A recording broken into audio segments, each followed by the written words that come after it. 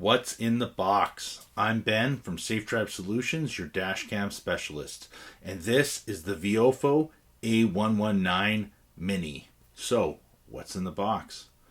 First things first is the Viofo A119 Mini. This thing here basically has USB power input and micro SD card input. Very small, as you can see, fits in the palm of my hand. Very small camera.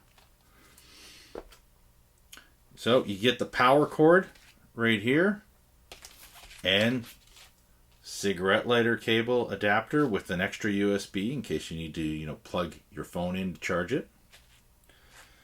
And a little panel popper tool for running the wires. That's what's included in the box. Now, there are some extra additional accessories that you can purchase. One, polarized lens. Two, we have the 64 gig or the 128 gig Viofo SD card. And last but not least, HK4 hardwire kit. This is so that you can utilize parking mode with this dash camera. That's it.